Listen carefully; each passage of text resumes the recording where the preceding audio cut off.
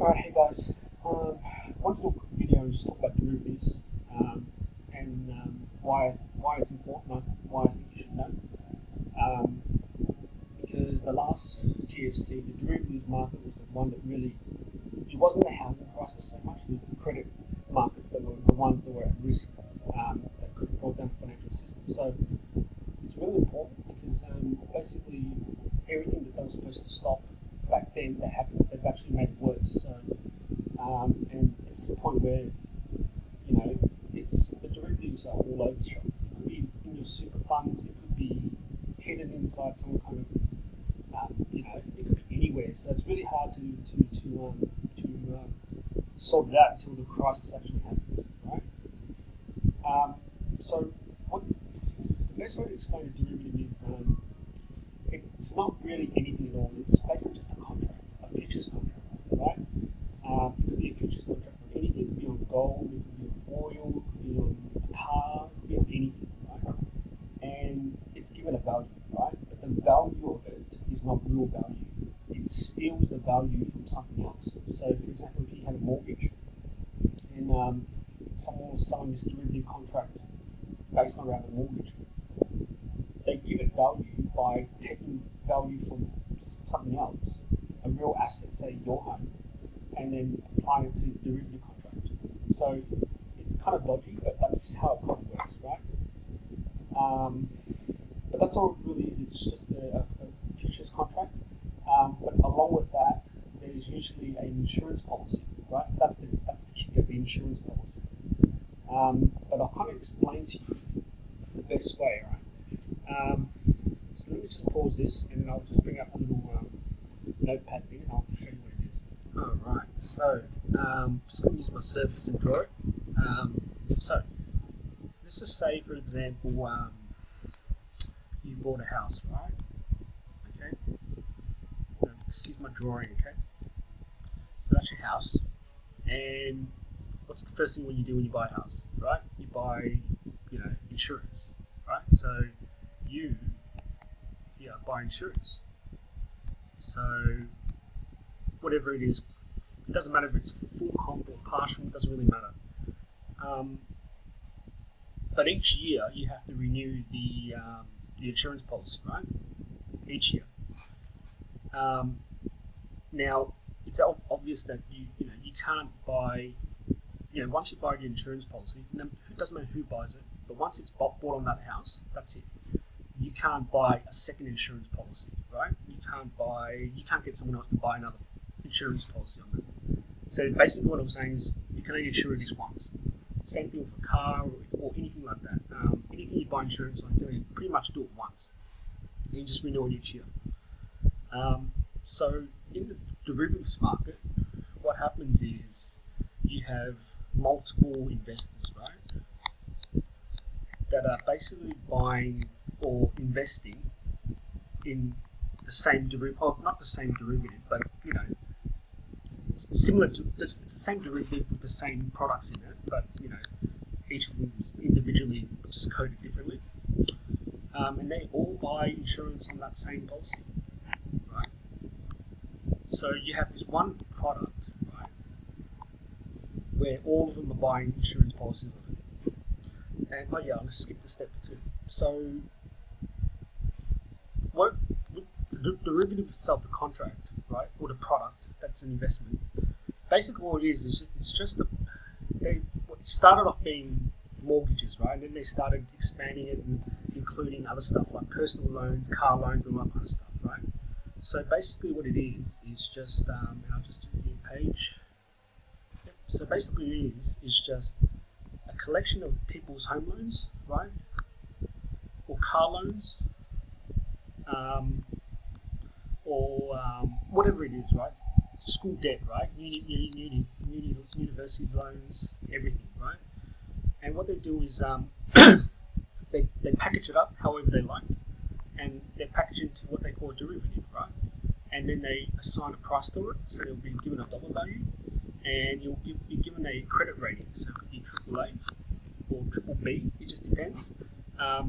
So during the GFC, you had all these subprime loans, which were like the high risk loans, And what they do was they would put the best loans in that category and the good loans, and then the subprime loans in another category.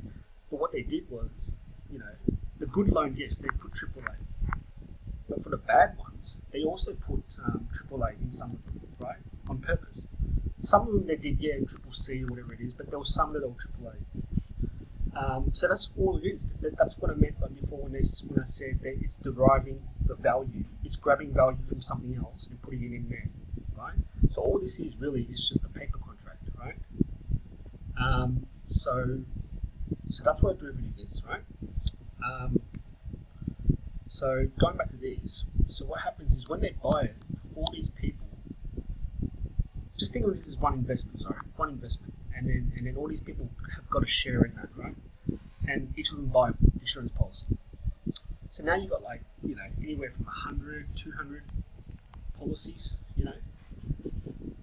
So this is all, you've got to remember that back then, in Australia too, everyone was saying the house price is going to go up. There's no way that house prices will ever go down. It will just keep going up. Everyone was living the high life, right? But we all know that nothing stays up forever. There must be a correction. And that's where it all started, right? So as long as house prices go up, or this derivative goes up, then everyone here wins, right? The insurance company, the investor, and the bank that issued out these derivatives, right? Everyone makes a cut. But if the value went down, right? If the value went down, the insurance company, right? The insurance company is liable to cover their losses. So if this was worth $100, right, and it went down to say 80, right? Let's put it down here, $80. Then this guy would be forking out $20 for each of these people, right? Whereas if it was like a home, like your house, because only one person could buy insurance, this guy only forks out $20 to one person. But in this case, because just that one product went down, he has to fork it out for all these guys. Right? Now you got to remember that this is at a time where house prices were going up, and these guys are living high life. So they were delusional. Right? They didn't consider the fact that if it went down, then they would be liable for all this. Right? So that's the first bit, right? Now there's a second part to this which is even worse, right? And that is and again I'll start a new page. And that is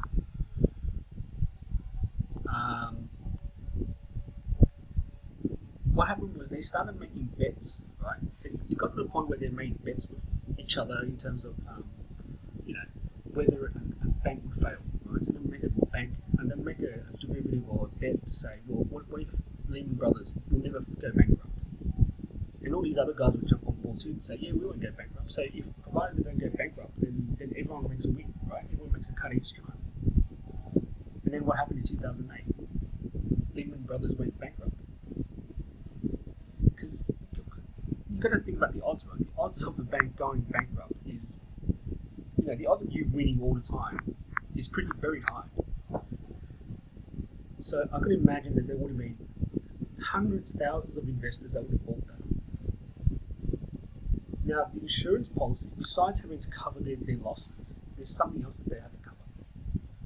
And this is what makes the insurance policy so good for the investor or the bankers, is that not only do they have to cover the losses, right? But if the derivative or the bank or whatever bet they made, right, goes completely bankrupt, right? These guys have to cover their losses, right, and anything else on top of that, which is pretty much 100% of everything. So the 100% of the losses, and there's something else I forgot to mention. There's something else they have to cover, right? But basically, the nutshell of this policy is that if this goes bust, we will pay you 100% of what you invested. So say you bought, 50 derivative contracts, 50, and then each one was worth $100. So that's $5,000 worth. AIG or the insurance company would be liable for that entire $5,000, right?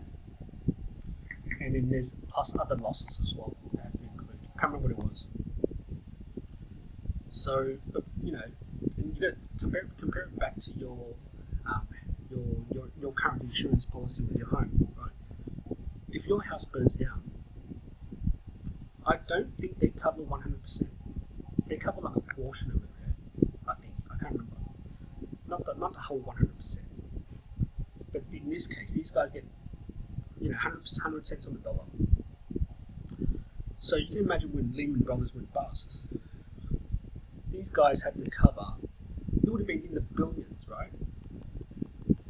Because as soon as the bank went bust, these guys were knocking on AIG's door, right? And these guys didn't have the money for it, right? They didn't have the money for it, so they had to get a bailout from the government, $80 billion or $160 billion, $160 billion. And you know what the first thing they did was? The first thing they did, they paid all their executives bonuses in the millions too. So it would have been like 20 execs, 30 execs. The first thing they did with the money was they paid them all bonuses, right? I just want to repeat that again, that's all. So you can see why the banks and the financial institutions are just crooks, right? And this is taxpayer money, right? And I'll go do another video and I'll talk to you about that next time about how this money creation works. But that's the derivative, because that's the basics of a derivative, right? If I've done it wrong, if I've explained it wrong, then let me know.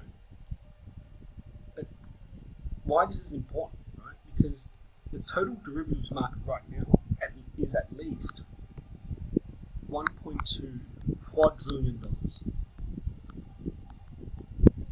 right? And it's all over the world. It's stored everywhere, right? And the thing is, it might even be stored in your super fund or something, but and even if you even go ask them, they probably won't even know. They'll probably say, yeah, it might be in there, but they won't know until they actually dig into it, because this is one of those things where you have to actually dig into the paperwork and then find which ones are related to derivatives. It's not like there's a section that says derivatives, and that's the scary part, because no one can find it out now and it's not regulated. There's no way of tracking where they all lie, so that when a crisis does happen, if we have another crisis, this is going to come out of nowhere, right?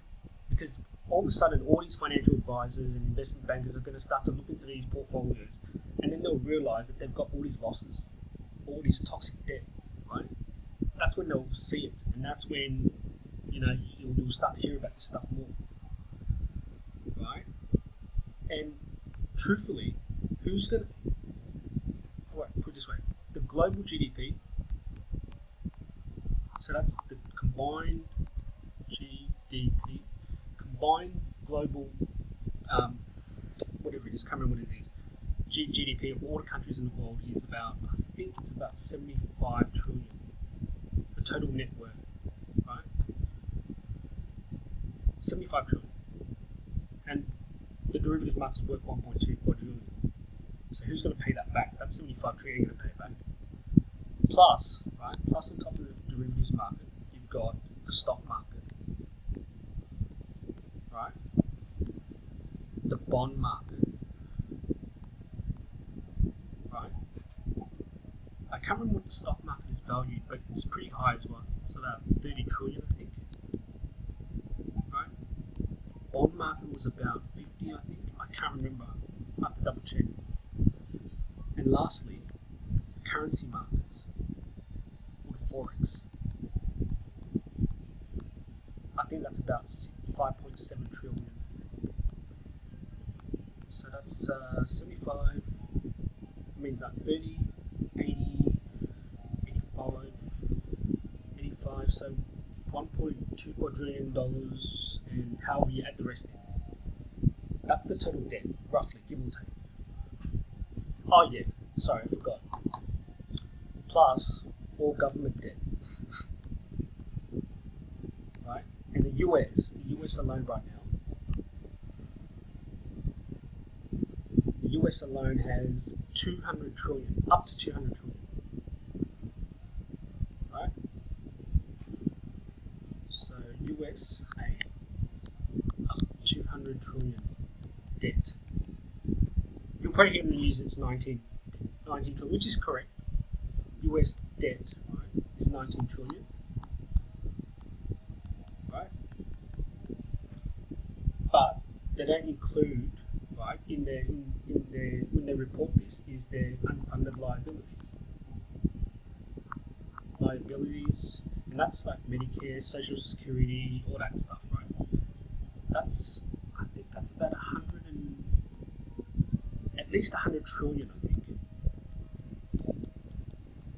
Because this is over 5 years or 10 years, right?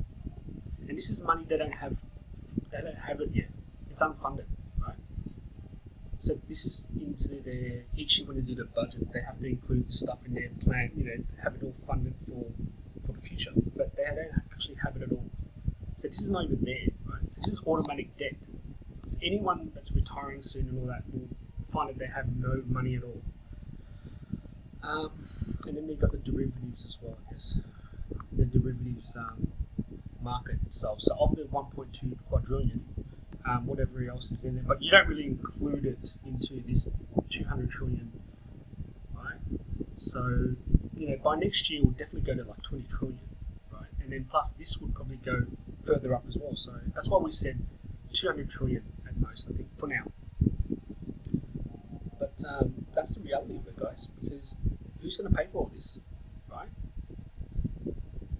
So that's why it matters, and that's why it's important. So, and the reason why I'm showing you this stuff is because it's not because I'm, saying you have to learn this, you have to learn that. No, it's not at all.